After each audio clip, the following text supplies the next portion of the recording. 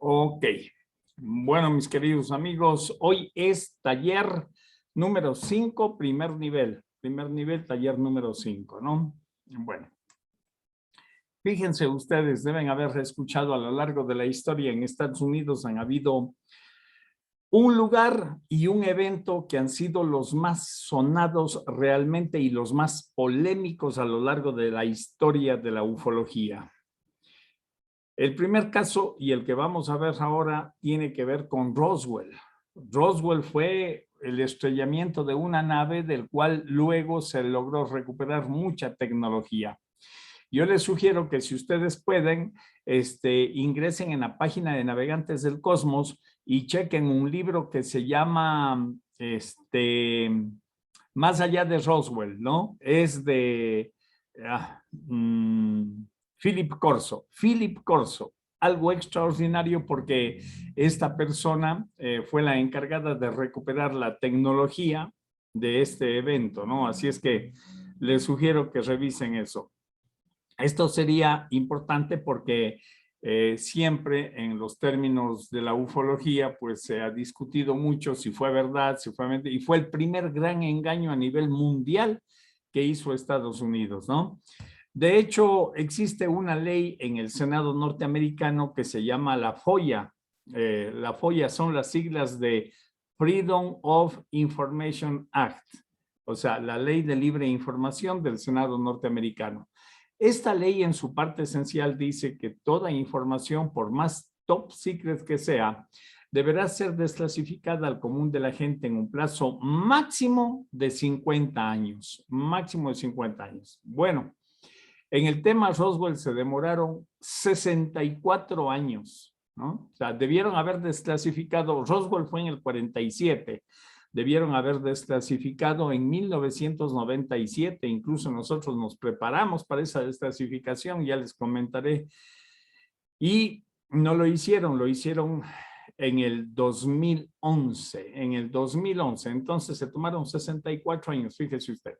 Pero hay 22,000 documentos desclasificados del tema Roswell que ustedes los pueden conseguir, oficiales, oficiales, que ustedes lo pueden conseguir en la página esta de, que usted lo puede conseguir en la página esta de navegantesdelcosmos.es, ¿ok? Bueno, mis queridos amigos, les hice un pequeño resumen nada más de lo que fue Roswell. Tiene algunos detalles, pero tienen que saberlo y quiero que tengan esto como recuerdo dentro de su videoteca, ¿no? Así es que veamos este primer video sobre el tema Roswell. El 2 de julio de 1947, un objeto volador no identificado se estrelló a 30 millas de la ciudad de Roswell, en el estado de Nuevo México, al suroeste de los Estados Unidos de Norteamérica. El caso inicialmente fue manejado con la mayor honestidad posible por parte de los mandos medios de la Fuerza Aérea, llegando incluso a darse un boletín de prensa oficial en el que se daba cuenta de este incidente. Esta honestidad duró tan solo 6 horas, pues por orden expresa de la oficialidad norteamericana, a más de acordonar militarmente toda el área, se cambió inmediatamente la versión real, atribuyendo este incidente a la caída de un globo aerostático. Desde entonces hasta el día de hoy se han dado 4 versiones oficiales, las mismas que no se sustentan, ya que la Fuerza Aérea Norteamericana, con el afán de mantener este así llamado cover-up, ha ido cambiando su tesis con el pasar del tiempo. Es así como luego se nos dijo de que se trataba de una sonda experimental perteneciente a un proyecto secreto denominado Mogul. Luego se dijo que se trataba de un experimento norteamericano que trataba de detectar desde el espacio el desarrollo nuclear de los soviéticos. Y ahora, por último, se nos ha dicho que realmente se trataba de monigotes contemplados en una misión de prueba. Para todos es conocido que cuando alguien dice la verdad, esta no cambia de forma ni tamaño de principio a fin. La pregunta es, ¿por qué se ha cambiado en 4 ocasiones la versión oficial? Los avistamientos de ovnis registrados por pilotos militares a lo largo de la década de los 40 y 50 fueron la antesala de lo que en lo posterior serían la observación alrededor de todo el planeta de los para allá entonces denominados platillos voladores. pues los avistamientos de estos objetos sobre centrales eléctricas y saltos de agua reflejados en importantes apagones eléctricos paralizaban de raíz cualquier actividad técnica humana. Muchas fueron las ocasiones que luego de observar este objeto, la ciudad completa quedó sin energía eléctrica. Todo era tranquilo hasta que el 2 de julio muchos testigos afirmaron haber escuchado un gran estruendo producido por algo que cayó del cielo. Por alrededor de 50 años, los investigadores se han visto imposibilitados de dilucidar la verdad sobre el incidente de Roswell. Fue un platillo volador lo que se estrelló en el desierto de Roswell el 2 de julio de 1947. ¿Ocultó el gobierno norteamericano la verdad de los hechos durante todos estos años? ¿Y qué pasó con los ocupantes de la nave? ¿Supo el gobierno de los Estados Unidos realmente que este objeto cayó esa noche? Y si lo supieron, ¿por qué no lo admitieron? Y más aún, ¿por qué después de 50 años los investigadores siguen diciendo que es crucial el conocer la verdad? El capitán Kevin Randall ha pasado muchos años de su vida tratando de descubrir la verdad y ha escrito muy exhaustivos e importantes estudios de investigación de todos los eventos acaecidos en Roswell, los que empezaron en una noche tormentosa de 1947. La historia que se contó es que Mac Brazel se encontraba solo indagando por su rancho y que la noche anterior se habían escuchado ruidos que sonaban diferentes de las tormentas usuales de la región. Quería entonces verificar en cuál de sus campos había caído la lluvia. De pronto llegó a un lugar lleno de escombros, trozos de metal brillantes y opacos.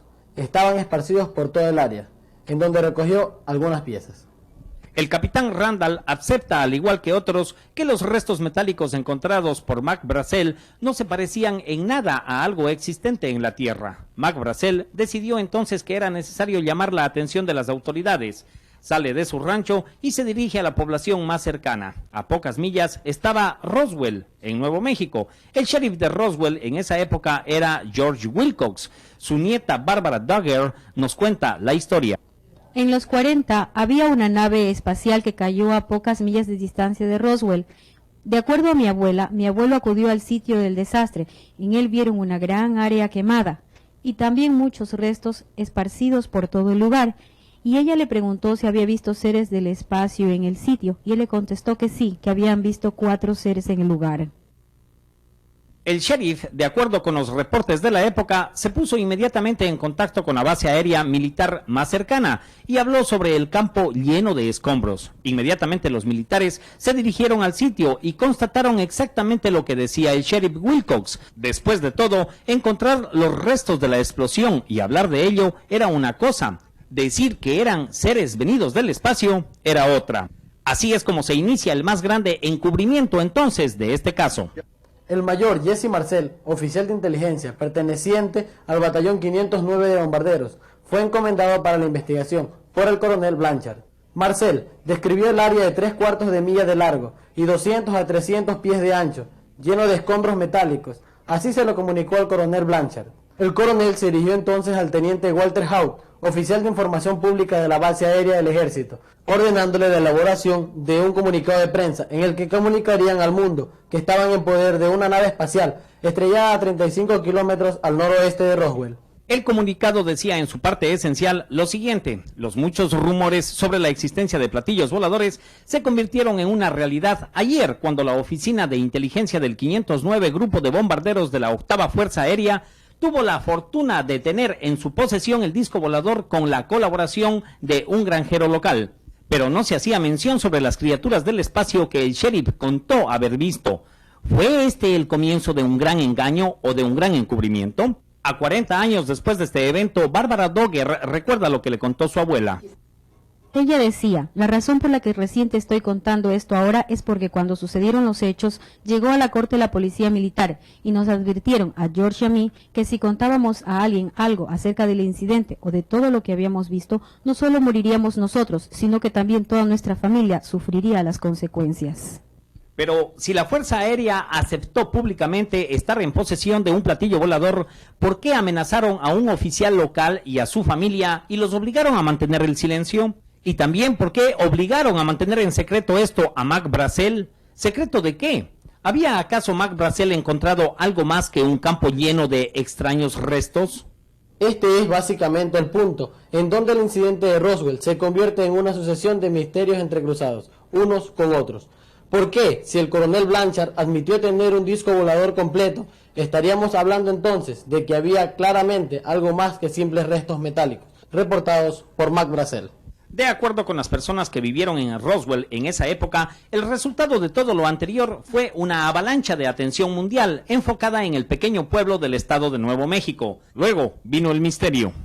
3 horas después, la versión oficial cambió. El general Roger Ramey, comandante de la 8ª División de Bombardero 509 de la Fuerza Aérea, declaró que en la rueda de prensa que se trataba de un globo meteorológico. De acuerdo al general Ramey, el globo fue lo que se estrelló en el rancho, y que eso fue lo que el mayor Marcel había visto realmente, que había sobrereaccionado pensando que lo que había visto era un platillo volador, que esto era solamente un globo meteorológico. ¿Es posible que esta fotografía sea totalmente prefabricada? Aquí, el oficial a la derecha es el general Tomás Dubose. Nos dice ahora acerca del comunicado de prensa que se envió indicando que se trataba tan solo de un globo meteorológico.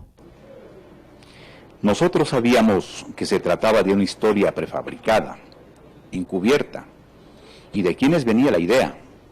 Y aunque no sabía exactamente de lo que se trataba, de todas formas, tenía que seguir órdenes para persuadir la curiosidad de la prensa. ¿Por qué los representantes militares oficiales anunciaron que se trataba de un globo meteorológico si sabían que era otra la realidad? Tal vez Mac Brazel sí encontró un globo meteorológico, pero con esto no era posible explicar las otras versiones, todos los fragmentos esparcidos en su rancho. Recientemente el hijo del mayor Marcel contó la historia que recuerda de su infancia cuando su padre trajo algo de los restos que encontró en el campo a su casa y se los mostró a su esposa e hijo. Después de esto, la orden que recibió el mayor Marcel fue de devolver los restos al campo aéreo en Roswell. Eran los restos que mi padre había encontrado esparcidos por todo el campo, y el que yo vi no se parecía en nada a lo que había visto antes.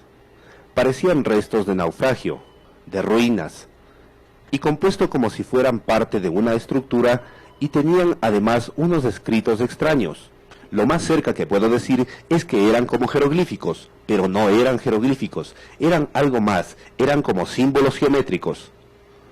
¿Por qué el incidente de Roswell se mantiene hasta ahora como materia de gran controversia? La razón de todo esto la encontramos en la historia contada por este hombre, Grady Barnett, un ingeniero civil que entonces vivía en Roswell. Grady Barnett le habló a su amigo Bert Maltais acerca de lo que él vio esa tarde de julio. El señor Barnett me contó cuando regresó luego de visitar el lugar del incidente que en el sitio había un platillo volador con una puerta de acceso y que alrededor de él, esparcidas en la hierba, habían 4 criaturas espaciales. 4 criaturas alienígenas, curiosamente, el número exacto de criaturas que el sheriff Wilcox contó que había encontrado. El ingeniero Barnett dijo haber visto una nave espacial y sus tripulantes. ¿Sería entonces la misma nave que la Fuerza Aérea declaró tener en su poder? Otra interrogante que surge es, ¿por qué Grady Barnett declaró que el platillo que él vio estaba intacto? ¿Qué pasaba entonces con los masivos restos hallados por Mac Brazel? Además, Barnett dijo que las criaturas estaban muertas y el sheriff Wilcox contó una historia diferente. Mi abuelo dijo que él los vio y vio sus cabezas alargadas y los pequeños trajes que usaban eran de un material similar como la seda.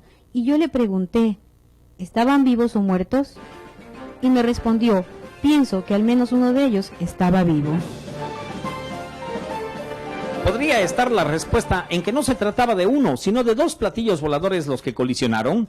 Cada uno de ellos con 4 ocupantes. Muchos ufólogos sostienen que puede ser esa la explicación, ya que de acuerdo a los reportes, los restos de la nave eran pequeños, totalmente esparcidos por el campo y en gran cantidad. ¿Qué pasó con estos restos? Pues Kevin Randle sostiene que en el rancho de Mac Brazel definitivamente estuvieron esparcidos los restos de un material totalmente indestructible, que pertenecían a la destrucción de una nave extraterrestre, los mismos que se esparcieron en cientos de metros a la redonda.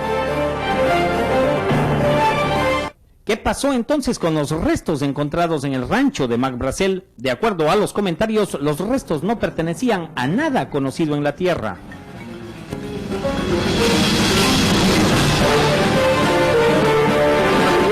El campo de escombros no podía ser explicado, Al ser sometido a pruebas, no pudo ser cortado, ni quemado, ni perforado, ni nada. Y en realidad no poseíamos ningún material de esas características en 1947. ¿Es posible que los restos tengan una explicación totalmente natural? Por ejemplo, ¿podría tratarse de un meteorito? Un experto en el tema nos dice: Bueno, los meteoritos entran realmente en nuestra atmósfera y adquieren una gran velocidad. Y al hacer resistencia con la atmósfera, se encienden, se caen y se pierden. Por supuesto, por el tamaño y el sonido impresionante que causó este impacto, dicho meteorito tendría que haber dejado un cráter tan gigante como el de Arizona. Como quiera, el choque no dejó ningún cráter en el terreno, y las huellas que había en el terreno eran más como de una nave controlada que de algo simplemente caído del espacio. Muchos han sugerido que los restos encontrados fueron realmente escombros de un plan secreto aéreo. Hasta fines de 1940, la Unión Soviética se encontraba a la expectativa del avance de las pruebas nucleares que realizaban los norteamericanos. Ellos detectaban sus pruebas hasta 1000 millas fuera de Roswell y monitoreaban su espacio aéreo. La Unión Soviética no poseía tecnología de esa clase, y usando la libre información nos manteníamos totalmente vigilantes, y de acuerdo a los reportes de 1947, ningún avión ni aparato soviético estaban cruzando nuestros aires. Nosotros los observábamos, nuestras costas se encontraban defendidas y vigiladas y no había evidencia de ningún atentado soviético. Pero la comunidad ufológica recientemente descubrió que la Unión Soviética tenía mucho interés en Roswell. George Knapp retornó hace poco de la Unión Soviética y descubrió que los rusos tenían un alto nivel de interés en los hechos acaecidos en Roswell en 1947 y sacaban sus propias conclusiones. Me encontré con científicos que trabajaban a las órdenes de Sergei Korolev, quien es el padre de la cohetería espacial.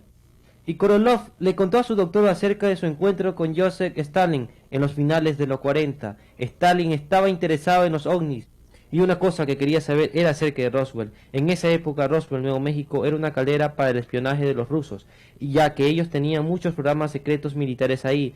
Oían de Roswell y eso ocasionaba gran inquietud. Tenían a sus científicos y espías estudiando este hecho y llegaron a la conclusión de que fue real y de que todo sucedió realmente, que en verdad existió un estrellamiento ahí y que no se trató definitivamente de un globo meteorológico ni de nada de origen terrestre. Lo que sí sabían era que no pertenecía a nuestro planeta y era necesario estudiarlo cuidadosamente. Continuando con el caso de Roswell, volvamos al iniciador de la misma, Mac Brazel. Este era prácticamente un prisionero en su propio rancho. ¿Por qué? ¿Qué era lo que temían realmente los militares? ¿Temían acaso los militares que Brazel develara alguna otra información?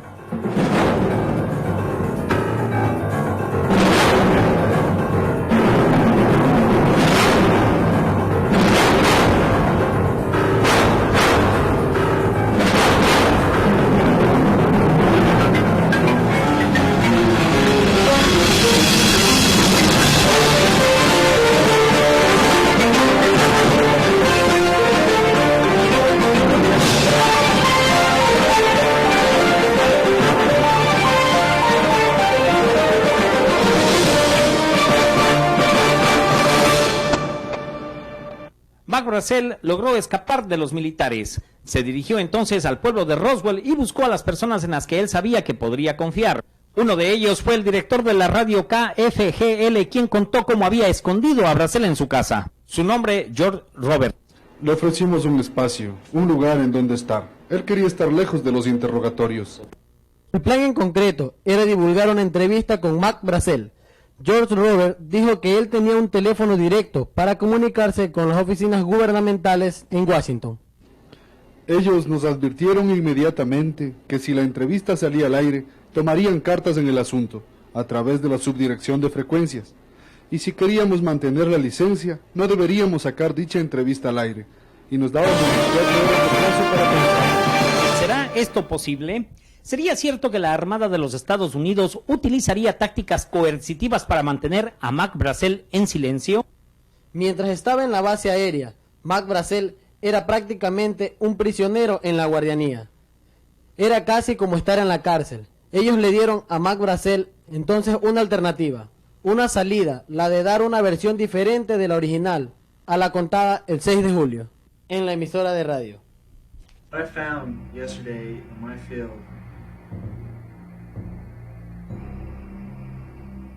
was a weather balloon. A what? A weather balloon. Creo que no se maneja.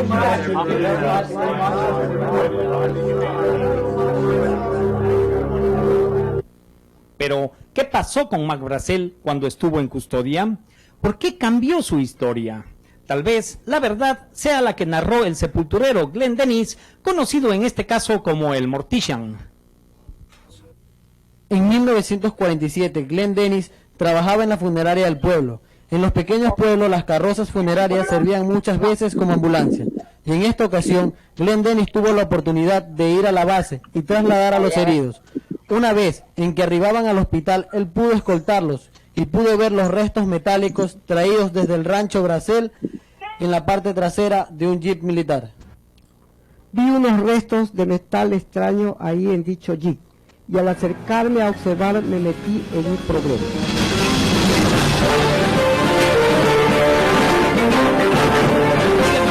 Sorprendió a Dennis y le dijo: usted no ha visto nada y no diga nada a nadie de esto, pues de lo contrario su vida se verá amenazada. De esta manera, Dennis se retiró y mantuvo la reserva del caso, pues había comprendido que esta situación era oficial. Pero la real conexión del caso Roswell con Glenn Dennis no terminó ahí. Él conoció aún más por parte de su enamorada, una enfermera del hospital de la base. Ella era teniente segunda, una chica profundamente religiosa, criada dentro de las más estrictas normas de la religión católica. Ella, muy nerviosa, me narró que ese día se encontraba en el hospital buscando suplementos médicos, que habían 2 médicos y que cuando ella estaba saliendo fue detenida por uno de ellos, que le dijo: ya que estás aquí, ven y entérate de lo que está sucediendo. De esta manera es como pude observar unos cuerpos no humanos. 2 de ellos estaban muy mutilados y me comentó: me sentí enferma de muerte y ahora necesito volver a las barracas. Esa fue la última vez que la vi. Al día siguiente la llamé, quería verla y saber qué estaba haciendo, pero al no recibir ninguna respuesta de ella, me dirigí a la base para buscarla. Allí me dijeron que había sido transferida, pero nadie sabía dónde. Nunca más supe de ella. Pero, ¿qué pasó con la enfermera que había sido presionada para ayudar? ¿Qué fue lo que vio? ¿Fueron los cuerpos que vio el sheriff Wilcox? Si es así, si son los cuerpos los vistos y relatados y no los restos de Mac Brazel, ¿sería esta entonces la real solución del caso Roswell? Habían 2 naves y una de ellas estalló en pedazos. Esto levanta una polémica aún mayor y trae otra serie de difíciles preguntas. ¿Eran 2 naves? ¿Dónde estaban los restos de la nave? ¿Dónde los cuerpos de los alienígenas de la otra nave? La señora Henderson, viuda de Pappy Henderson, piloto de la Fuerza Aérea que hizo los vuelos claves en Roswell, en esos momentos parece tener la respuesta. Si ellos publicaron esto en periódicos, no iba a poder ser un secreto mucho tiempo, y mi esposo me dio a leer unos periódicos. Es una gran historia, dijo. Es verdadera, me dijo él. Yo fui el piloto que tomó la aeronave accidentada y la llevó a Dayton, Ohio. ¿Sería esta entonces una prueba innegable de la existencia de vida extraterrestre cuidadosamente transportada y dejada ahí? Esto desafortunadamente solo nos ha traído una serie más de preguntas.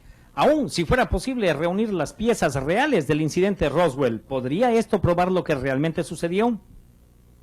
Para hoy, nosotros sabemos que el gobierno recolectó las pruebas, sabemos que tomaron todo, la nave espacial, los restos metálicos, los cuerpos, todo. La mejor evidencia de todo, o sea, los cuerpos y la nave, fueron recolectados en el hangar 84 en Roswell, en su campo aéreo, y luego fueron distribuidos en varias bases en distintas partes del país. Conocemos cuáles son esas bases. Sabemos, como primer testimonio, que una autopsia fue hecha en primera instancia en una base del hospital. La enfermera amiga de Dennis vio 3 cuerpos. Sabemos que 3 cuerpos estaban en el hospital militar. Sabemos de gran cantidad de personas que contaron la misma historia desde su propio punto de vista y que no se conocían entre sí. Desde Mac Brazel y su campo lleno de restos hasta los que estuvieran en el lugar del impacto y contaron una historia bien estructurada. Y si esto es un engaño, para hoy no nos permitirán descubrirlo. El caso Roswell seguirá siendo un gran secreto a menos que las personas rompan su código de silencio de varias décadas. Lo que es evidente es la existencia de un elaborado encubrimiento que ha durado medio siglo y para su consecución se han empleado métodos que en todas las épocas se han considerado brutales. ¿Podría la barrera del silencio impuesta de Roswell caer finalmente? ¿Podría el gobierno de los norteamericanos romper su silencio y contarnos al fin lo que sucedió? Luego de muchas demandas de respuestas por parte de sus constituyentes, el congresista de Nuevo México, Stephen Schiff, pidió al Departamento de Defensa de los Estados Unidos una explicación de los hechos sucedidos en Roswell en 1947. En marzo de 1993, el congresista Schiff de Nuevo México demandó la ruptura del Código del Silencio de lo acaecido en Roswell. La respuesta llegó a través de un coronel de la Fuerza Aérea, quien manifestó que los documentos que él solicitaba se encontraban en los archivos nacionales y que tendría que dirigirse a ellos. Buscando luego en dichos archivos, se encontró con que solo había otro misterio. Nos manifestaron sencillamente que ellos no tenían información de dichos eventos, ni de los incidentes acaecidos en Roswell. Aparentemente, ante los ojos del Departamento de la Defensa, el incidente simplemente no habría sucedido. ¿Por qué no habían registros de los numerosos testigos que declararon todo lo visto, incluyendo la operación llevada a cabo en propiedad privada? En los archivos del Libro Azul no existe información acerca del incidente de Roswell, con excepción de una pequeña nota en un periódico. El congresista Schiff no tuvo la respuesta esperada por parte de las autoridades, de los archivos nacionales, ni de los militares, ni de nadie. La gran pregunta es, ¿por qué la intimidación? ¿Por qué el secreto? ¿Debemos acaso creer lo que el gobierno de Norteamérica nos manifestó de que se trató de un globo meteorológico? Para todos los testigos del hecho, los eventos de julio de 1947 nunca podrá ser olvidado. Pero en la actualidad, el caso Roswell es una serie de preguntas que ya han encontrado respuestas.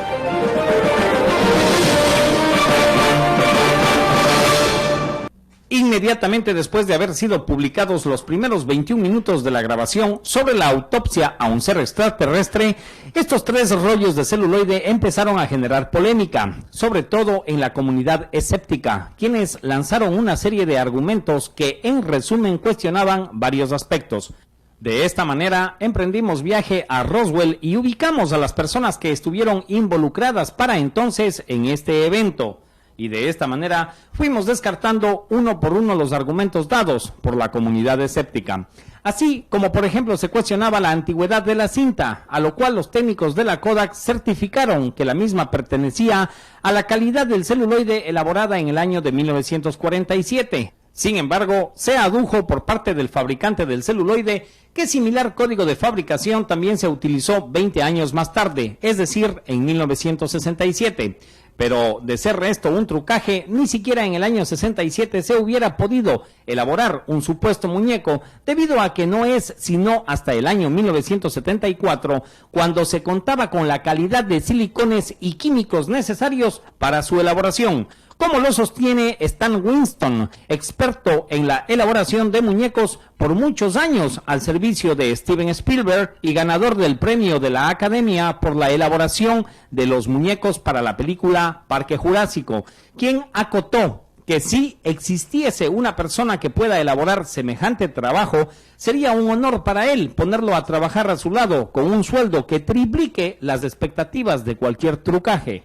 Así también se sostenía que el cordón telefónico en espiral no pertenecía a la época, lo cual fue aclarado por la Ericsson, señalando que la fabricación de este modelo pertenecía al año 42, a lo que debemos agregar que en los lugares donde el gobierno norteamericano elabora sus proyectos secretos se maneja una tecnología de punta. Así tenemos que el teléfono celular que hoy en día utilizamos fue de uso exclusivo de la élite militar norteamericana durante varios años, hasta su comercialización para el común de la gente.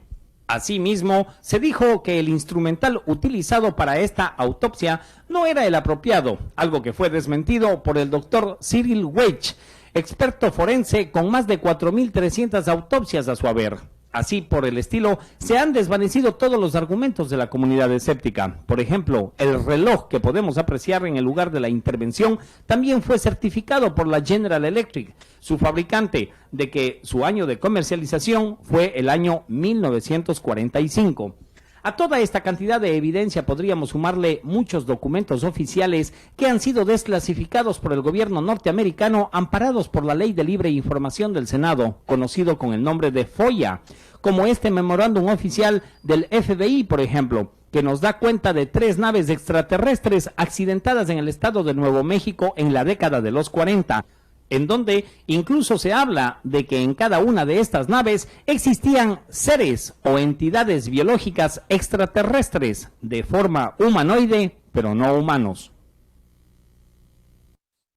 Bueno, en 1947, cuando se produce este evento, lógicamente había mucha limitación en el tema de la prensa y la agresión de los mecanismos de los estamentos de represión de la información eran más fuertes, ¿no? En este documental ustedes vieron el testimonio de personas vivas, personas que estuvieron involucradas, la esposa de Papi Henderson, Mark Brassel, o sea, gente que vivió, que estuvo en ese momento, ¿no?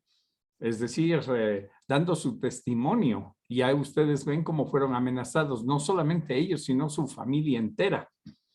De Roswell se discutió y se habló muchísimo, y lo que vino como a reafirmar toda esta situación fue lógicamente el tema de la autopsia. Entonces, en este asunto de la autopsia a este ser generó demasiada polémica, ¿no? Generó demasiada polémica, y para hoy todo, absolutamente todo está confirmado, incluyendo esos últimos documentos de esos memorándums que nosotros habíamos publicado cuando hicimos este documento. Este documental se llamó Roswell Bodas de Oro y fue elaborado en 1997, es decir, a 50 años de eso. Por eso se llama Roswell Bodas de Oro, ¿no? Entonces, este es tal vez el caso más publicitado o más promocionado dentro de la tapadera de Estados Unidos, ¿no? Roswell. Mis queridos amigos, todo ufólogo, toda persona tiene que saber y estar consciente y conocer cómo fue este tema del caso Roswell, ¿no? Así es que, si alguien tiene alguna pregunta sobre lo que han visto, adelante, por favor. Bueno, Roswell es un ícono dentro de la ufología, y por eso ustedes, y ya les digo, en la página de Navegantes del Cosmos pueden ir a donde están los links desclasificados, y ahí hay un link con 22,000 documentos desclasificados. Eso sí, oficial. Es uno de los pocos casos que oficialmente, digamos, no es oficioso, es oficial, se han desclasificado, ¿no? Pero ya vieron, tuvieron que pasar 64 años, no 50 años, ¿no? Tal vez Andy Morales quiera hacer una pregunta. Don Jaime. Sí, perdón. Buenas tardes, don Jaime. Bueno, le quería comentar que había tenido una lectura de un autor español, que ahorita no recuerdo el nombre. Él comentaba que sobre este caso de Roswell, había comprado en ese momento, creo que era por los años 80, este video, que creo que se publicó por esa fecha, no estoy seguro, no sé si por los 90 salió el video, de la autopsia. Sí. Ya, pero él comentaba que habían 2 videos, que ya está a la luz, y había otro en donde el ser o los seres estaban con ropa, y ese creo que no salió a flote. Sí, pero no fue español que yo conozca, porque mire, en esa época, puede imaginarse, fue un boom. Entonces, el dueño de estas películas es un inglés llamado Ray Santilli. Y Ray Santilli hizo una, ¿cómo le digo? Una especie de promoción de venta. Y en San Marino, él hizo una conferencia para toda la comunidad ufológica internacional y les mostró el video. Entonces ahí la comunidad ufológica hizo, como aquí llamamos, vaca entre dineros, ¿no? Y cada uno apostamos y compramos los derechos de Ray Santilli. Y en base a eso nosotros incluso tuvimos que dar una conferencia. Esa fue la única vez que yo recuerde que nosotros tuvimos que cobrar las entradas. Y le explicábamos, creo que era 1,000 sucres, algo así, 1,000 sucres, 2,000 sucres, ya no me acuerdo bien, ¿no? Pero fue en el 95. y tuvimos que cobrar las entradas. ¿Para qué? Y para poder pagar, ¿no? Para poder pagar. Así es que fue Ray Santilli el dueño de los derechos. Ahora, si él ha tenido otra grabación, van a salir grabaciones, ¿ah? Y les ruego que estén atentos. Ya les he hablado de que el 19, hoy día estamos 15, 16, 17, lunes 18, el martes 19. Esténse atentos porque aparentemente, yo ya no tengo mucha confianza cuando se trata con el tema de los gringos, pero aparentemente algo bueno va a haber. Aparentemente, por las personas que están involucradas en el tema, es que le digo, ¿no? No por los americanos, porque son netamente civiles, son pilotos de la Fuerza Aérea, ya fuera de servicio, como siempre, ¿no? Como vimos ayer el caso, por ejemplo, del peruano Oscar Santamaría, ya retirado, entonces hablan, ¿no? Bueno, igual va a pasar ahora. Sé que ya han colectado siete comandantes de la Fuerza Aérea que van a dar su testimonio. Ojalá pongan imágenes también, ¿no? Bueno, esto no sería muy nuevo tampoco, porque ya lo han hecho en varias oportunidades gente de la Fuerza Aérea de Estados Unidos, pero si le están dando cobertura mediática, de alguna forma ayuda al tema, ¿no? A ver, dice, buenas tardes, tengo una pregunta. ¿Esto de Roswell fue un accidente o fue algo provocado? Me invento cualquier cosa. Me invento cualquier cosa. Aquí nadie tiene la respuesta. Existen, mire, yo he escuchado como 10 hipótesis, pero nadie tiene la respuesta. Primero, tiene que considerar que ahí el lugar donde se estrella, ¿no? Era Roswell, y en Roswell era donde los americanos probaban la energía atómica. Acuérdese usted que los norteamericanos crearon la bomba atómica ahí, en Roswell. De ahí, del aeropuerto del batallón 59 de Roswell, de ahí salieron los 2 aviones estos que fueron a tirar las bombas en Nagasaki e Hiroshima, ¿no? El Enola Gay salió de ahí, ¿ok?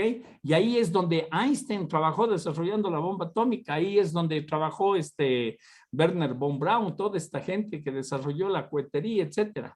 O sea, era el lugar más secreto para ese momento, era Roswell.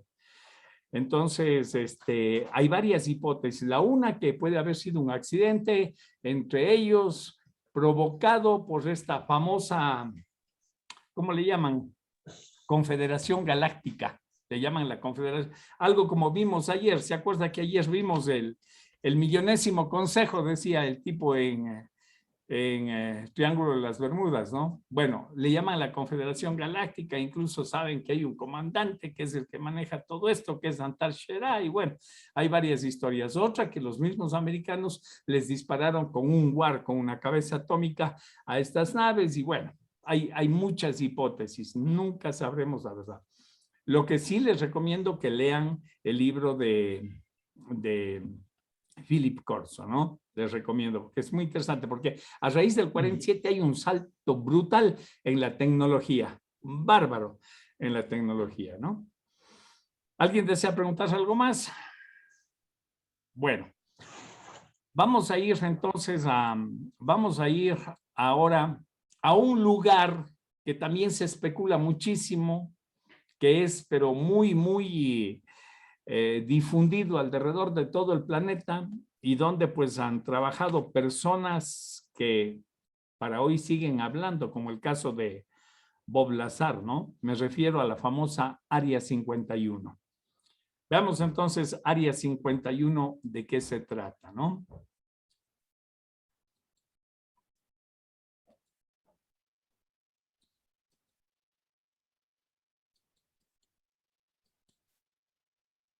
Basados en la evidencia fílmica que para hoy poseemos y en el testimonio de exfuncionarios, no nos queda la menor duda de que en el Área 51, vista aquí en la distancia, tienen aparatos voladores que son literalmente fuera de este mundo.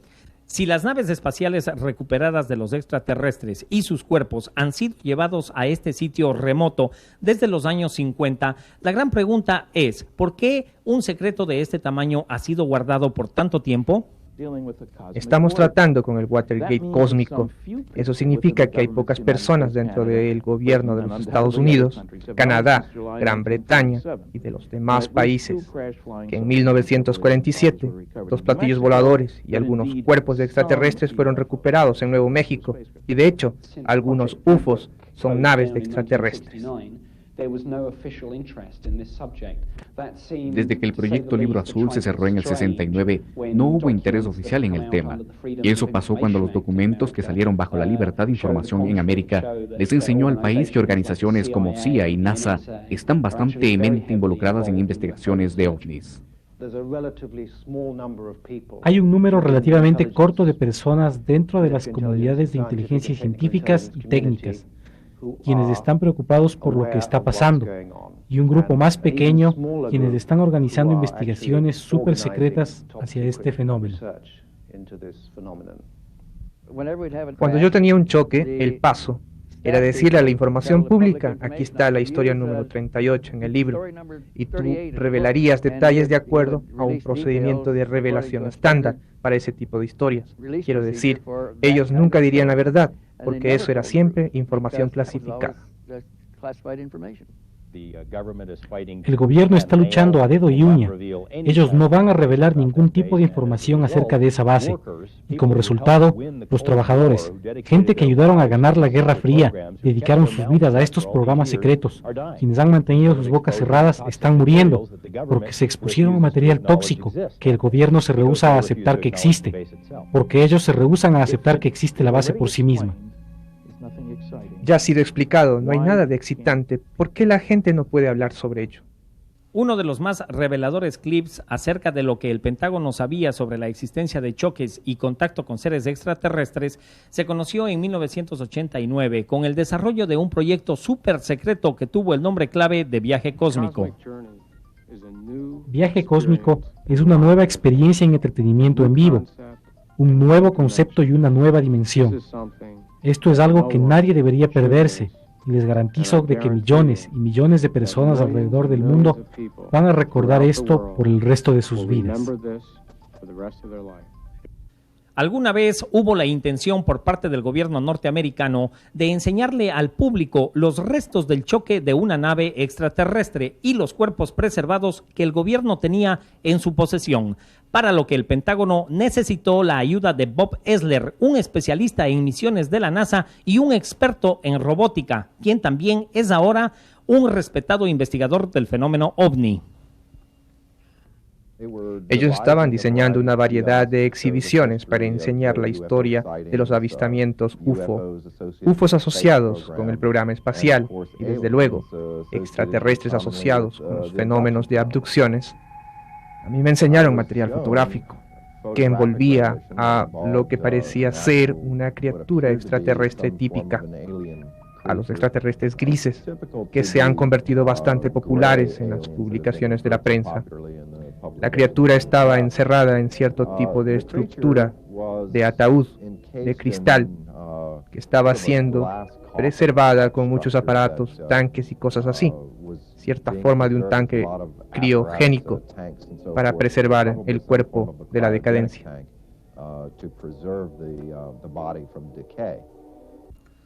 Como parte del programa de adoctrinación, Esler voló en un helicóptero negro sin identificación hasta una playa lejana al norte de la Florida. A decir de él, aterrizaron en lo que parecía ser un batallón muy secreto.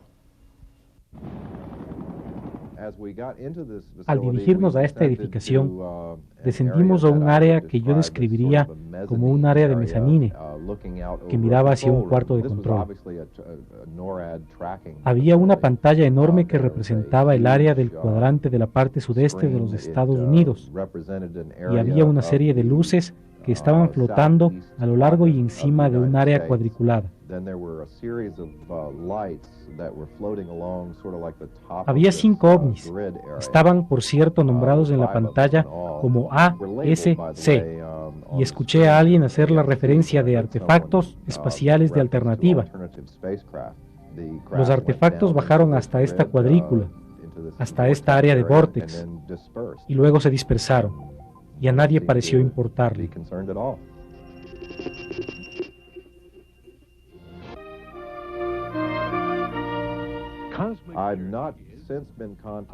Desde entonces ya no he sido contactado por nadie asociado al viaje cósmico, desde la publicación del libro. Han habido un número de negaciones por parte de la gente asociada con el proyecto. Y por cierto, negaciones categóricas en todo lo que son asuntos de alienígenas más intrínsecos.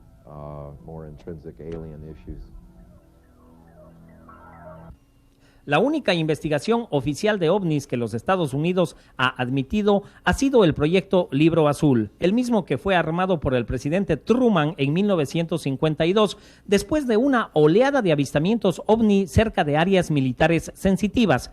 No sabemos si esto fue un intento genuino para investigar este fenómeno o una cortina de humo para mantener al Congreso y al común de la gente ansiosos pero tranquilos. Al público se le dijo, todo está bajo control. El Libro Azul, esa es la organización que está haciendo las investigaciones UFOs. Tenemos acceso a los científicos más selectos, a toda una monarquía que está allí. Fue armado como una oficina de información pública para contestar las preguntas sobre el fenómeno ovni para el público, y sus archivos fueron dados desde arriba, desde donde estaba mi escritorio. Usualmente habían casos que se podían resolver fácilmente, y esos eran usados como casos de ejemplo para ser usados con el público. Cualquier cosa clasificada como confidencial se quedaba allá arriba, e inclusive iba más arriba, y nunca llegaba al Libro Azul, para nada.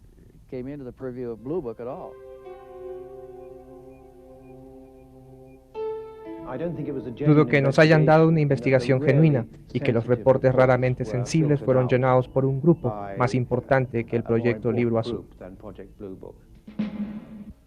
Hemos obtenido copias de documentos del proyecto Libro Azul. Hay literalmente cientos de documentos de reportes de avistamientos y de testigos oculares, civiles y militares, muchos de los cuales han sido inexplicables. El proyecto Libro Azul está a más de 40 años de distancia y constituye la evidencia más importante oficialmente admitida por las autoridades de Estados Unidos, lo que demuestra que hemos hecho contacto con extraterrestres. La investigación fue cerrada en 1969, pero como ya es costumbre, ninguna explicación se entregó.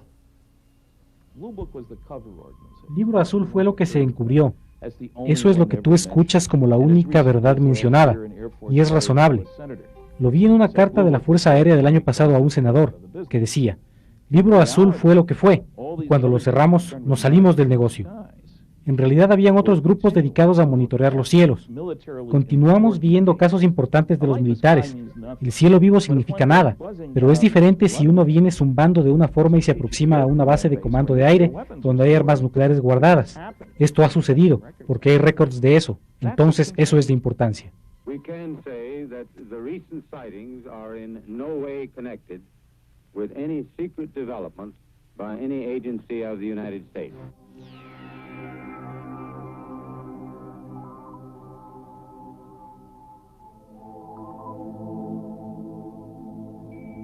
A pesar que busco a través de los videos del proyecto Libro Azul, en donde encuentro muchos avistamientos que han sido clasificados como explicados, tú vas y las explicaciones que encuentras no concuerdan con las descripciones de los testigos. Es evidencia que el gobierno estaba intentando deshacerse del problema. Evidencia tiende a sugerir que el gobierno de los Estados Unidos de Norteamérica está investigando los ovnis desde hace mucho tiempo. La pregunta es, ¿quién está a cargo? ¿La NSA? ¿El FBI?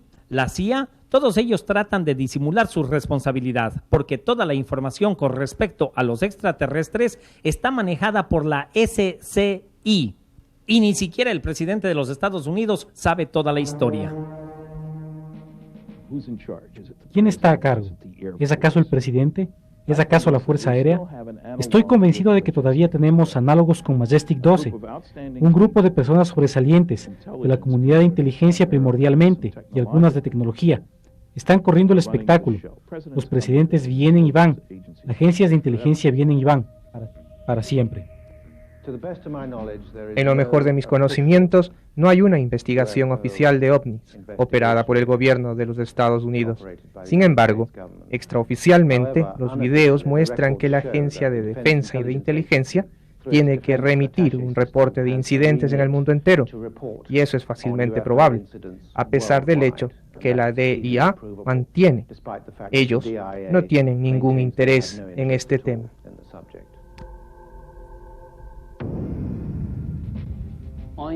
Yo intenté durante mi tour de 3 años establecer contacto con un número de oficina en los Estados Unidos.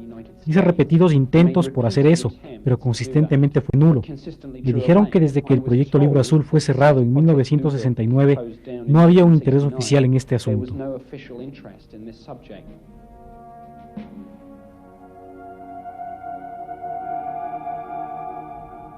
Yo no trabajé para el gobierno de los Estados Unidos.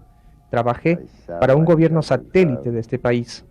Hasta donde vi a una autoridad oficial interesada, solo queda una, y esa fue Bob Doyle. Y con respecto a los presidentes interesados, los únicos que siento haber conocido en la edificación allá en los años 50 y 60 han sido Nixon y Bush. La comunidad ufológica contactó al expresidente George Bush para preguntarle qué sabía acerca de la existencia de naves extraterrestres y sobre los proyectos del Área 51. Como respuesta, únicamente se recibió un fax que decía: desafortunadamente, no estoy habilitado para responder a las preguntas que ustedes me formulan.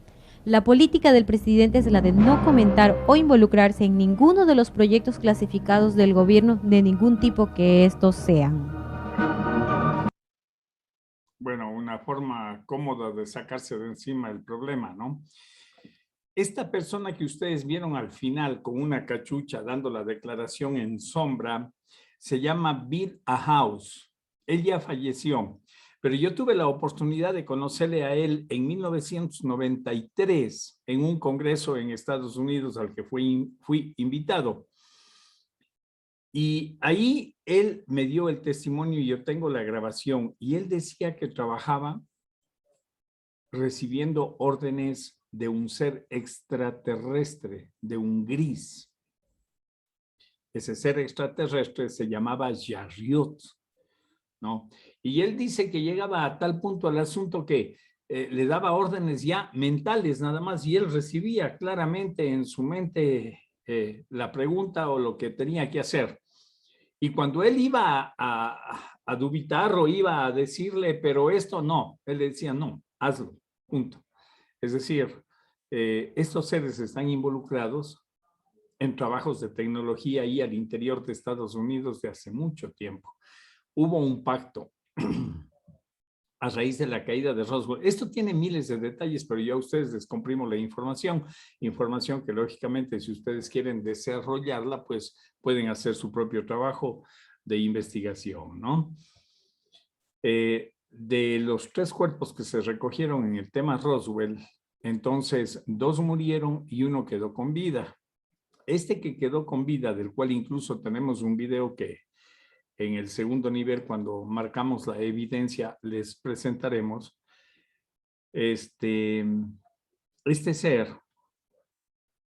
que queda vivo logra conectar con sus congéneres, pidiéndole que por favor vengan y que los rescaten.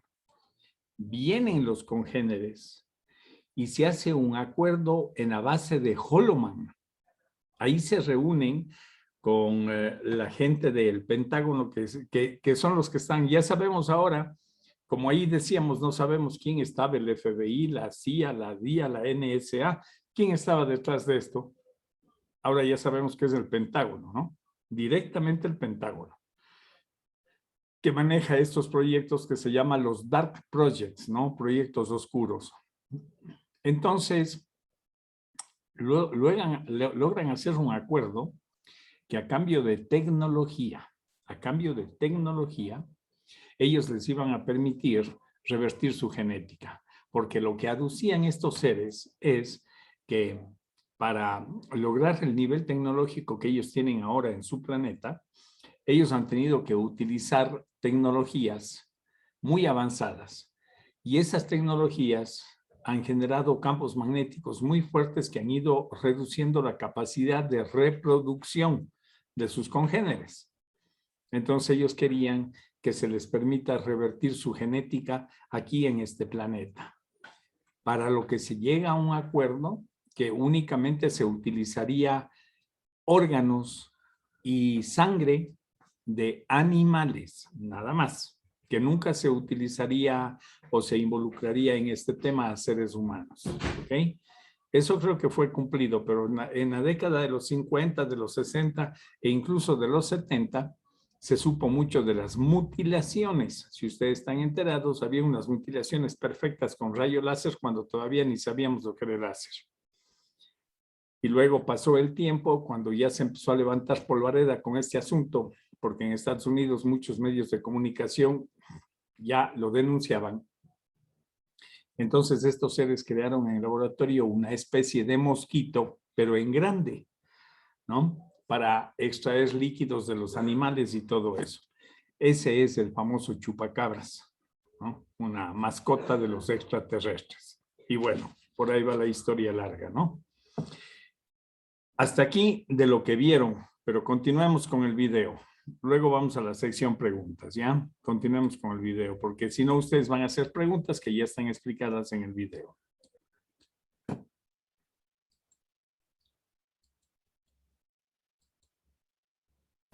Anticipate that any of the recovered vehicles would ever become available for technological research outside of the military circles?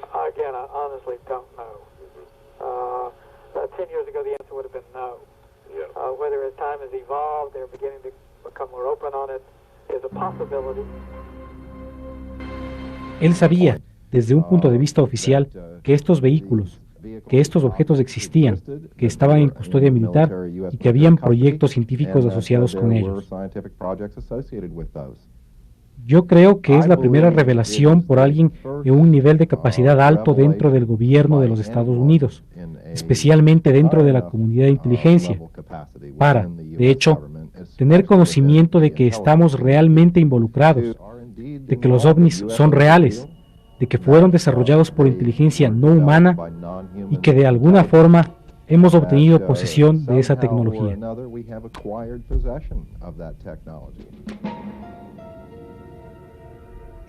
Ingman no dice mucho, no hay referencias, no hay menciones acerca de ovnis, cosas como esas. Las conversaciones dadas a nosotros sobre vehículos recuperados, tecnología y demás, de que Arnold Ingman estaba consciente del asunto en discusión y sabemos de su asistente ejecutivo, Tom King, de que no debe haber una discusión pública de estos asuntos que están siendo discutidos entre Esler e Ingman debido al secretismo nacional.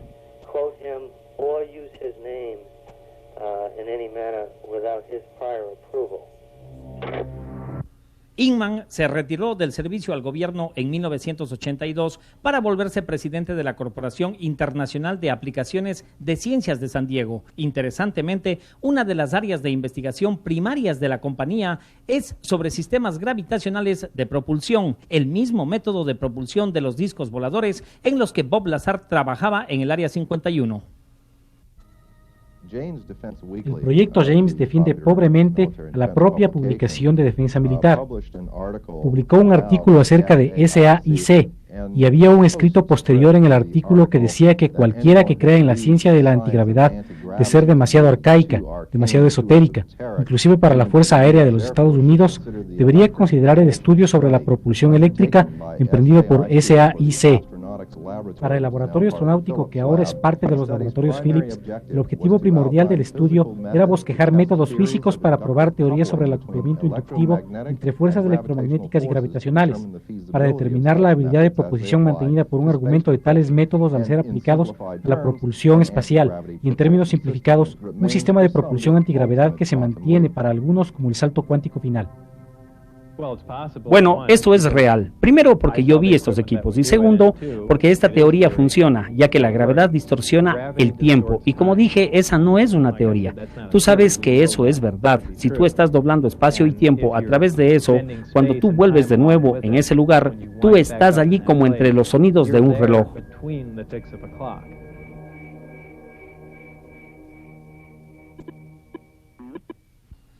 Llamamos a Inman para saber qué es lo que él sabe sobre el Área 51 y por qué su compañía está desarrollando este sistema de propulsión de gravedad. Intentaré llegar al punto que tú estás buscando. Yo tuve ocasiones en diferentes trabajos de hacer la pregunta: ¿hubo alguna evidencia creíble?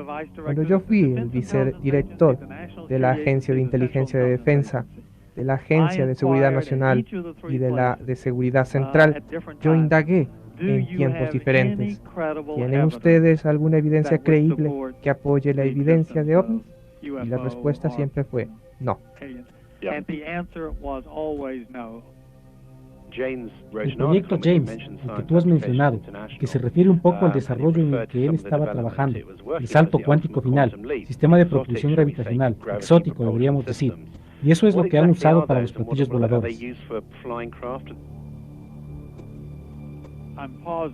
Estoy pausando porque quiero estar seguro de no especular en este caso. Estamos en un terreno muy sensible aquí. Yo creo que algunas de las alegaciones tempranas de actividad en Nevada, 50 años atrás, pueden haber sido reflexiones de las pruebas de tipo foto en alguno de los vehículos Stealth. Algunos son fenómenos científicos, son bastante claros. Algunos otros son cosas tan simples como globos sonda, que se sueltan, que se pierden. Pero hay probablemente algunos que están relacionados diferente con pruebas de tecnología militar de a finales del siglo XX, de a principios del siglo XXI, relacionada en algunos casos con artefactos aéreos avanzados.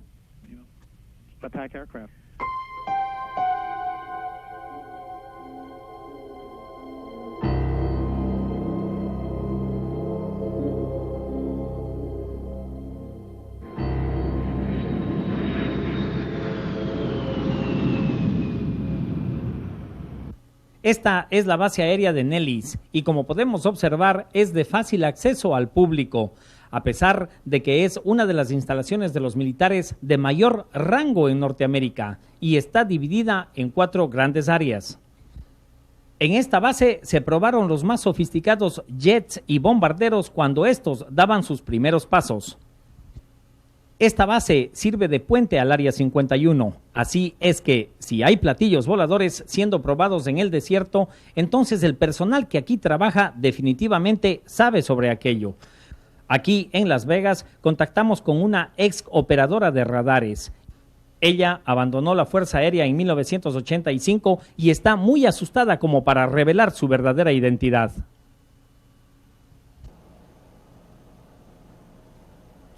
Estaba en ese momento parada en la plataforma del camión de radar. Era de noche y estaba mirando al cielo, porque habían platillos volando allá arriba. Habían de 10 a 15 platillos y se iban haciendo de color anaranjado en el centro. Al que estaba más cerca de mí podía verlo con muy claros detalles. Estaba parada con un grupo de personas a quien yo conocía y al parecer ellos tampoco se conocían entre sí, así que parecía que todos estábamos muy aislados. Nadie le estaba hablando a nadie, era muy atemorizante, porque lo que estábamos viendo era definitivamente algo altamente clasificado. Había un par de personas que estaban hablando dentro del camión de radar, de quienes yo asumí eran oficiales, pero ninguno tenía puesta ninguna insignia. Tampoco tenían puesta ninguna etiqueta con sus nombres. Las maniobras que ejecutaron fueron muy sofisticadas. Entonces concluí de que estaban siendo piloteados por extraterrestres, quienes sabían exactamente qué maniobras se podían realizar.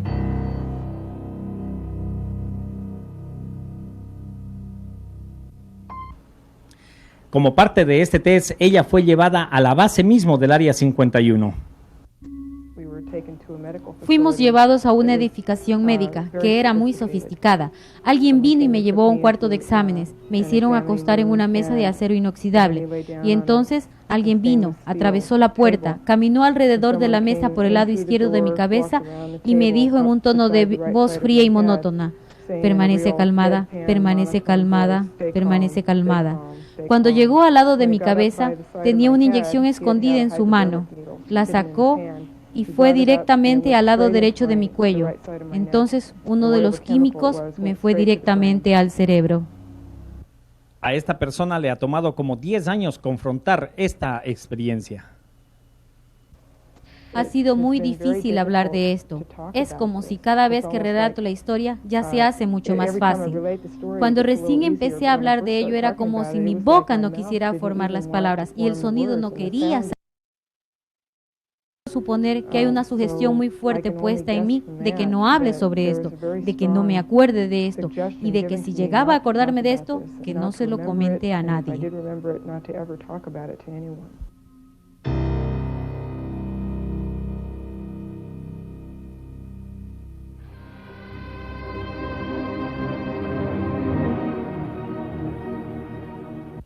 Recientemente, hace 10 años, este aparato A-12 que voló fuera de Groom Lake era todavía uno de los aviones de la Fuerza Aérea de los Estados Unidos más secretos. Tal vez lo han visto algunas personas en los cielos durante la noche y lo pueden haber confundido con un ovni, así que suponemos que muchos de los avistamientos pueden ser naves militares con alta tecnología, pero siempre, absolutamente siempre, estas naves vuelan linealmente.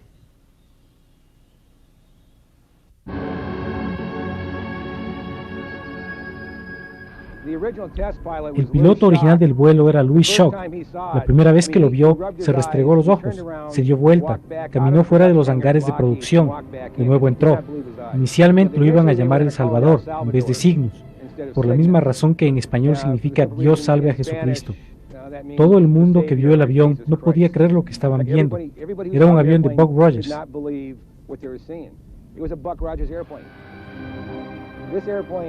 Este avión fue diseñado casi 40 años atrás. 40 años antes de eso, la cosa más caliente volando era un Sabursky P-35. 40 años antes de eso, era un globo.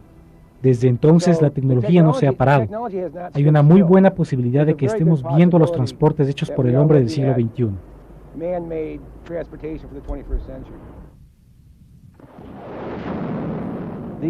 La Fuerza Aérea de los Estados Unidos permitirá en 1997, conforme con el último informe de presupuesto, gastar más de 11 billones de dólares en investigación, desarrollo y producción de sistemas de armas secretas. Eso es considerablemente mucho más que el total de los costos de cualquier milicia en el mundo.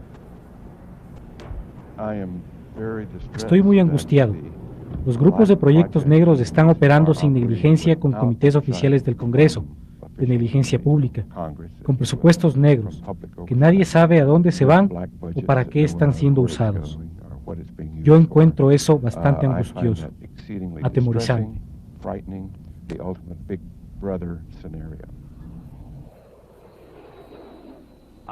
Yo pienso que una buena parte de la razón para mantener todo clasificado es porque esta es un arma impresionante. Ahora, tú piensa en la cantidad de energía que este sistema puede dar. Un sistema de arma, si tú lo quieres ver así, y obviamente tiene un potencial como arma. Solo piensa acerca de ser capaz de esparcir algo así virtualmente instantáneamente en cualquier lugar del mundo. Si hay un conflicto en Medio Oriente, ¿cuánto te demorarías en conseguir que un avión vaya allá? Toma mucho tiempo. Aquí hay un asombroso poder de arma que vuela, que se puede mover instantáneamente. ¿Tú sabes lo que es convertir directamente al enemigo en polvo? Sí, eso es algo como para guardar el secreto a todo precio, porque es algo con lo que tú podrías virtualmente controlar el mundo. Justamente esas son las intenciones. Si ustedes checan en el billete de $1 de Norteamérica, justamente se habla de esta intención, ¿no? A New World Order, generar y crear un nuevo orden mundial, siendo Estados Unidos quienes rijan todas las políticas del planeta. Esa es la idea, esa ha sido la idea. No más que no se ha logrado concretar porque le han salido al paso, como ustedes han visto, China, Rusia y ahora incluso Irán, ¿no? Con mucha tecnología. Pero bien, es un problema geopolítico. Aquí lo que quiero remarcar aquí es el tema de Robert Lazar, de Bob Lazar. Eso es lo más interesante. Ustedes deben ver en nuestra página un libro que se llama El Informe Lazar. Eso es extraordinario. Él era un físico teórico que fue contratado y lo llevaron a Área 51. Cuando sale de Área 51 y él empieza a hablar de esta tecnología y a dar técnicos, datos verídicos, pues entonces asustó al gobierno y le borraron la identidad, le borraron. Eso es algo extraordinario. Mire, yo tuve la gran oportunidad en el año 1991 de conocer a este señor Robert Lazar. Estuve en Las Vegas en un canal de televisión que se llama Class TV. Y ahí hice amistad justamente con este reportero que se llama George Knapp. George Knapp se metió durísimo y a fondo con el tema de Robert Lazar y empezó a investigar y luego contrastó lo que decía el gobierno con lo que Robert Lazar decía, y entonces demostró que realmente era una entidad, refiriéndome a Lazar, que estuvo trabajando ahí, porque Robert Lazar habla de que 9 naves que a él lo pusieron a trabajar en esta ingeniería inversa, y que lógicamente él fue el primero que habló de que utilizaban esta especie de, el nombre es, convertidores de gravedad sería, pues no, o sea, entonces anulan la gravedad. Y él fue el primero que habló y demostró incluso físicamente, hizo dibujos, incluso por ahí nos hizo unos dibujos que ya ustedes luego verán, ¿no? Entonces, y a todos estos que han hablado, también a George Knapp le hicieron la vida imposible, pero desde ahí yo creo que George Knapp ya perdió el miedo y lo he visto en varios congresos hablando de este tema, ¿no? Cuando yo presenté este documental en la década de los 90, muchas personas decían que Área 51 era ficticio, era mentira, que no existía, que esto y que el otro. Área 51 existe, para ahora ya está aceptado. ¿Por qué? Porque astronautas como Edgar Mitchell, como Harrison Smith y todos ellos presionaron en el Congreso, porque ellos llegaron a ser congresistas, ¿no? Y presionaron para que se le diga la verdad a la gente. Pero fíjese usted por qué se descubrió Área 51. Escuche esto. Área 51 era parte de del Dark Side, que se llama en Estados Unidos, de los proyectos negros. Y como era un proyecto que no existía, no sé si ustedes vieron la película Día de la Independencia. Sería bueno que la vean si no la han visto, porque yo les voy a ir haciendo referencias, porque a la final todo lo que se dijo en Día de la Independencia, casi todo, excepto la fisonomía de los extraterrestres, casi todo es real. Casi todo, excepto la fisonomía de los extraterrestres, ¿no? Entonces, ahí en esa película asoma el presidente de Estados Unidos en Área 51 en un momento y le dicen, o sea que sí existe Área 51. Le dicen, sí, señor presidente, Área 51 sí existe, pero no existe. Ahí está clarito cómo fue la respuesta, ¿no? Entonces, llegó un momento en que ya no tenían cómo financiar Área 51, ¿ok? Entonces, porque cómo se financiaba esto era con presupuesto de la DEA. La DEA es la que financia los proyectos más oscuros en Estados Unidos, ¿no? Así las cosas, pues, el Congreso pidió al Pentágono que se le diga al Congreso si existe o no Área 51. Ahí los puso entre la espada y la pared y tuvieron que aceptar. Ahí nosotros hicimos incluso un documental, Área 51 existe, ¿no? Bueno, ahora ya oficialmente en el Congreso, entonces ahora sí el Congreso ya le pone presupuesto a Área 51 para que funcione. Pero ahora hay un proyecto oculto peor que Área 51, 10 veces peor que Área 51, que es el proyecto Dulce, ¿no? La famosa sala de las pesadillas, que en su momento lo veremos. Bueno, esto más o menos de esta segunda parte. ¿Alguien tiene alguna pregunta sobre lo que vimos en la primera y segunda parte? Aquí había un chat que dice algo, déjeme ver. Mostró otro video con sedes de la... A ver, vamos a ver, déjame ver. Don Jaime, el libro que mencioné se llama Roswell, Secreto de Estado de... Sí, claro, yo le he entrevistado a Javier Sierra y hemos hablado de ese libro. Y tengo el libro incluso aquí. Él mencionó que vio antes de comprar tal, como usted dijo, con vaca de muchos ufólogos, pero se les mostró otro video con sedes de la... Sí, así es, pero ya no compramos el segundo, lo que nos interesaba era amigo, ¿no? Público, solo que lo vieron en la exposición unos militares, si no me... Sí, mire, lo que nos interesaba era esto porque dejaba en evidencia el cuerpo de los seres extraterrestres. El resto no, el resto tiene que ver más con trámite y papeleo del asunto, no era contundente. Y ahí sí está involucrado, pues ahí se ve reclamando sobre lo fuerte de ese segundo video era que Jesse Marcel reclamaba a las autoridades, ¿no? Por haber escondido la verdad sobre este tema. Eso era en esencia, pero ya luego le hicimos la entrevista incluso al hijo de Jesse Marcel. Acuérdense que Jesse Marcel en esa noche de lluvia va llevando fragmentos en su casa, los tenía en su casa, su hijo vio uno de esos fragmentos, cogió y lo guardó en una caja de zapatos, ¿ok? Y luego cuando fue adulto lo sacó como evidencia. Yo fui a Montana, él es un médico prominente, Jesse Marcel Jr., le hice una entrevista pasando esto, o sea, esto es real, hay evidencia, ¿no? Y parte de la evidencia ahora, él, no sé si le entregó, le vendió, qué sé yo, al museo de Roswell, ¿no? Sobre el asunto de usted va a Roswell y hay como 6, 7 museos. Cuando yo fui había solo uno. Cuando yo fui, ahora ya hay como 6, 7 museos, ya Roswell es... Usted sabe que los americanos le dan durísimo al merchandise, ¿no? Bueno, veamos el tercer video y luego ya sacamos las conclusiones, ¿ok?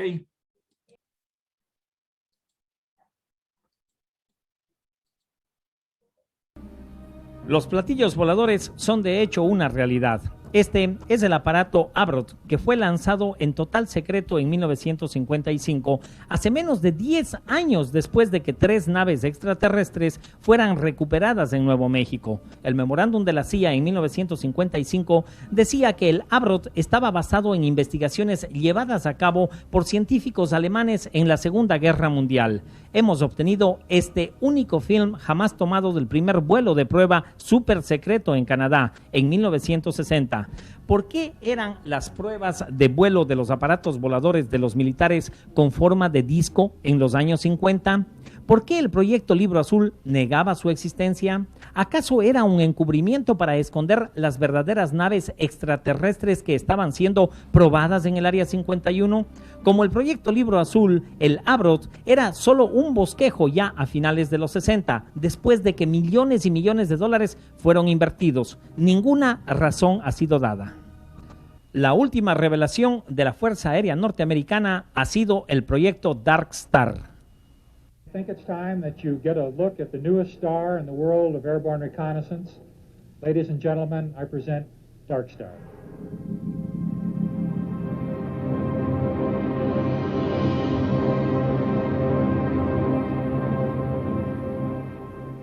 Dark Star es un artefacto muy inusual. Tiene una forma de platillo volador y un par de alas muy delgadas pegadas en la parte de atrás. Como muchos de los aviones Stealth, incluyendo el B-2, su apariencia varía drásticamente al verlo por cualquier ángulo. Por ejemplo, si tú ves al avión, tú puedes pensar que esto es algo totalmente lejos. No parecido a un avión convencional, y ciertamente parecido a lo que la gente llama platillos voladores. Creo que es muy posible que algunas de las cosas que están siendo desarrolladas en los Estados Unidos hoy en día son de naturaleza revolucionaria y todavía muy secreta. Cuando son vistos de tiempo en tiempo, estas cosas normalmente se dejan ver cuando están siendo probadas y pueden ser confundidas con lo que la gente llama ovnis.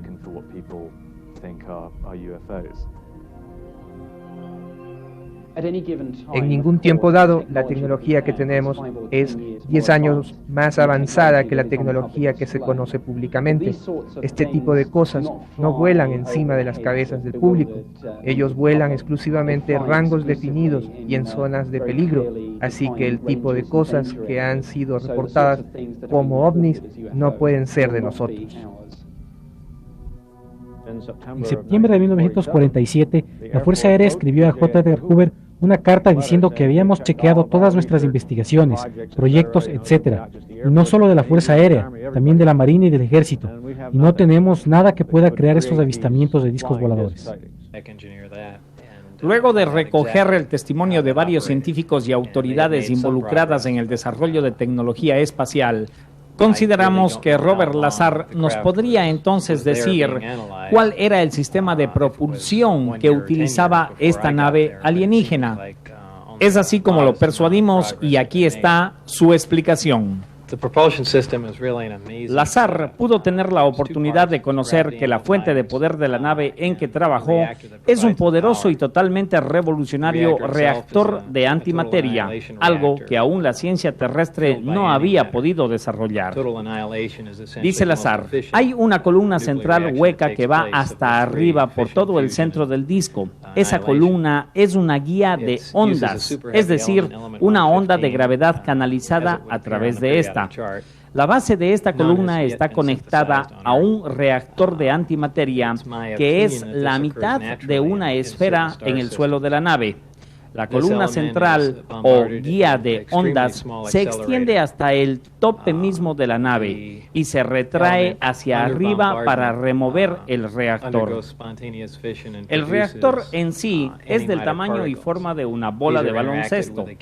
Es la mitad de una esfera sobre una placa. No se calienta.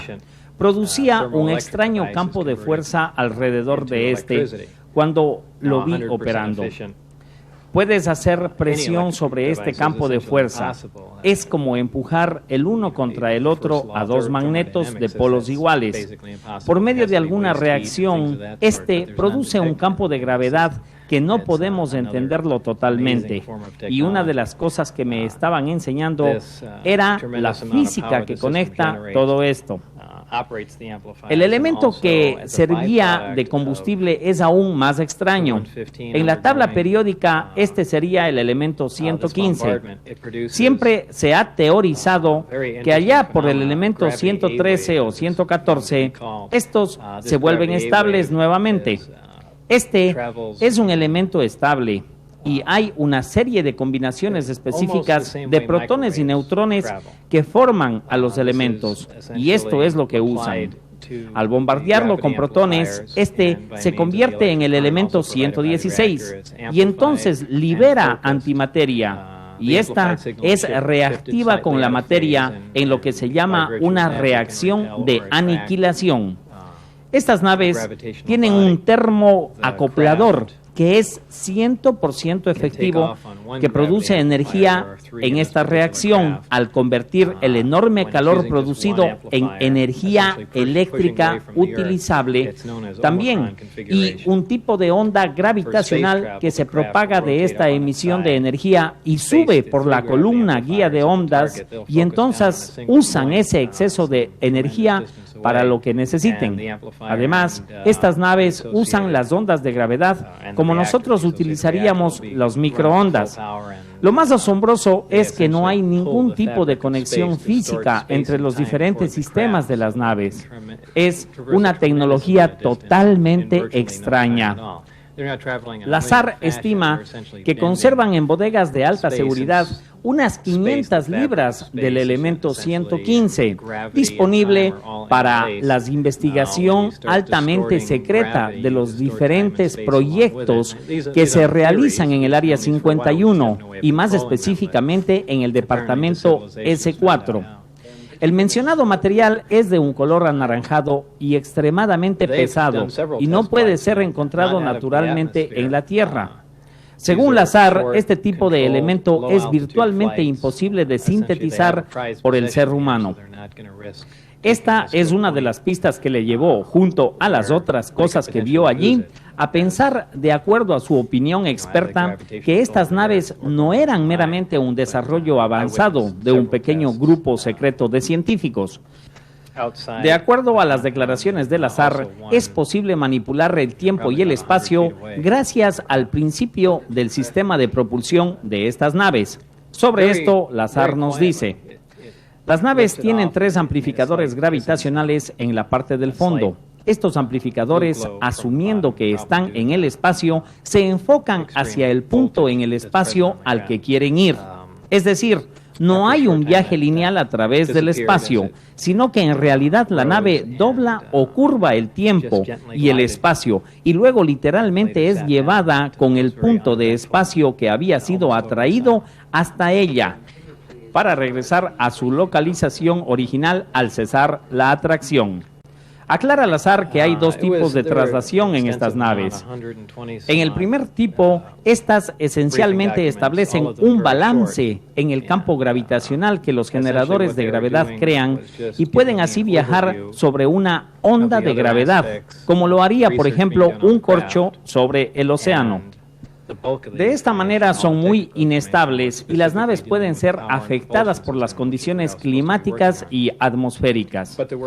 En el otro modo, por medio del cual pueden viajar largas distancias, no pueden hacerlo en áreas de un fuerte campo magnético como la Tierra, porque para hacer eso, primero que nada, necesitan ponerse de lado, por lo regular en el espacio exterior, y entonces enfocar los amplificadores de gravedad hacia el punto al que necesitan ir para atraerlo y moverse. Si pueden ustedes ver el espacio como una tela y la velocidad de la luz es su límite, les tomaría demasiado tiempo, aún a la velocidad de la luz, llegar del punto A al punto B en el espacio. No podrían excederla, no en este universo al menos. De haber estos universos paralelos, quizás las leyes físicas en estos sean diferentes, pero cualquiera en este tiene que regirse por estas reglas, las del nuestro. El hecho es que la gravedad distorsiona al tiempo y al espacio. Imaginemos que estamos en una nave espacial y que podemos ejercer un tremendo campo gravitacional. Con esta podríamos estar en cualquier punto del espacio, encender los generadores y amplificadores de gravedad y distorsionar al espacio y al tiempo, doblándolo hacia nosotros. Al cortar los sistemas seríamos traídos y regresados junto con el espacio y tiempo que habíamos acercado a nosotros y estaríamos ya a tremenda distancia de donde estábamos originalmente. Pero el tiempo no se habría movido, porque en realidad podría decirse que lo habríamos cortado. Es algo tan avanzado, dice Lazar. Es algo difícil para las personas el entenderlo por completo, el concepto entero. Y con lo terca que es la comunidad científica, nunca aceptarán que esto es lo que sí ocurre. Bueno, yo tengo aquí este libro, es el Informe Lazar, ¿no? El Informe Lazar es un libro muy completo que esencialmente dice lo mismo que ustedes acaban de ver, pero es la valentía de este señor de haber hablado por primera vez y de decirle a las personas lo que estaba sucediendo en Área 51 y explicar la tecnología, ¿no? Explicar la tecnología. Y bueno, eso le costó arriesgar mucho su vida y tuvo muchos problemas como los que está teniendo ahora Elizondo por desclasificar videos de la Navy, ¿no? De la Marina norteamericana. Pero eso ha sido la historia. En este tema esa ha sido siempre la historia, ¿ok? Querer censurar, querer castigar, si con eso ¿qué hacen? Nada, solo retrasan un poco el proceso nada más, ¿no? Matan a una persona y ¿qué? Porque la matan, entonces ya no va a seguir existiendo el fenómeno ovni. Por favor, o sea, que le pongan un poco de neuronas estos que deciden matar a la gente que habla la verdad, ¿no? Porque si vendrá luego otro y así ha sido la evolución de la historia de la humanidad, como ustedes ven, ¿no es cierto? Inicialmente se niega, se contradice, se dice que es locura y poco a poco, paulatinamente se va dando la razón y se llega a la aceptación del tema. Nosotros cuando fuimos a Área 51 hicimos el primer documental, recuerdo, contratamos a un ex agente de seguridad de Área 51, Chuck Clark se llama, ¿no? Y Chuck Clark nos llevó y fuimos bueno, a mí hasta me pusieron un ticket de multa, tuve que presentarme en la corte, bueno, todo fue un relajo, ¿no? La segunda vez que fuimos ya habían cercado como 100 hectáreas más, o sea, habían agrandado el perímetro de seguridad. Recuerdo que tuvimos que subirnos en un pico, en una montaña que se llama Tikabú Peak. En Tikabú Peak pusimos una cámara con 120 puntos de expander con mi camarógrafo, etcétera, y logramos captar los hangares, etcétera, etcétera, ¿no? Bueno, cada vez ha quedado más en evidencia este tema de Área 51.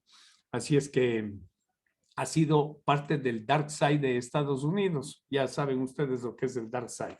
Bueno, ahora sí, preguntas, amigos. Si tienen preguntas, vamos. Si no, yo les hablo un poquito más del tema. Bueno, miren ustedes, este lugar que yo les hablo ahora, que es el más secreto, que está en amarillo, busquen en el mapa dónde queda amarillo, justo frente a una reserva indígena de los Jacarilla, los indios Jacarilla. Y ellos fueron testigos de la construcción de grandes túneles bajo tierra. De hecho, utilizaron algún personal también de ellos, ¿no? Y hablaron en su momento.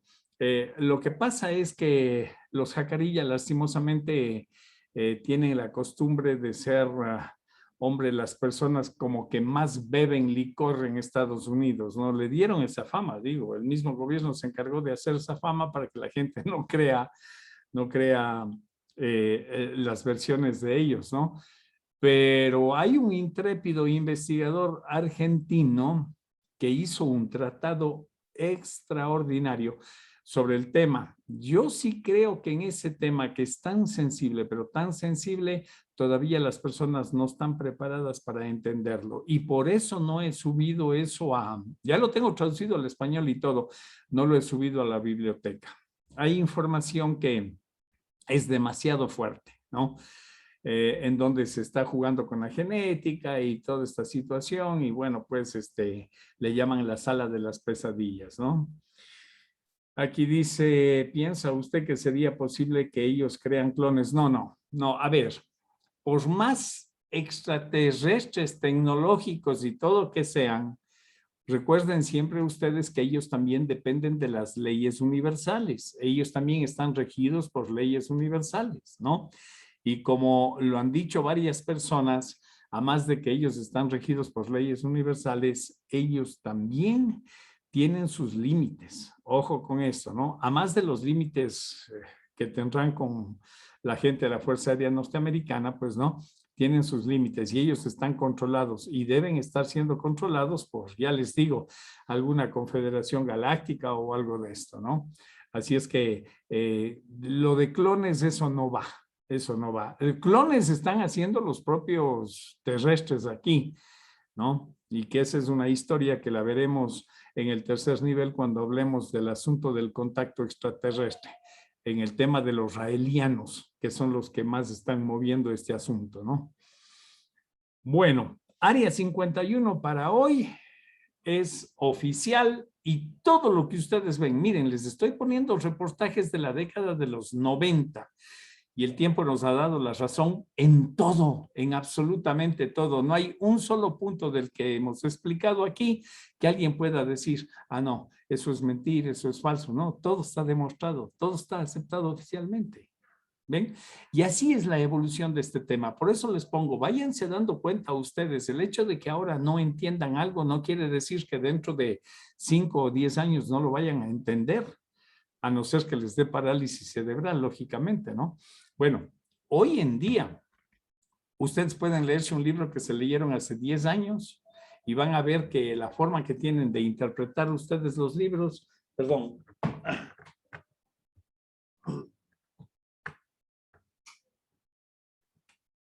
Disculpen, tuve que apagar una cámara porque yo tengo acá una cámara porque hago el programa y alguien la está activando, no sé de dónde ni cómo, pero ya ven cómo es este asunto de los ciberataques, ¿no?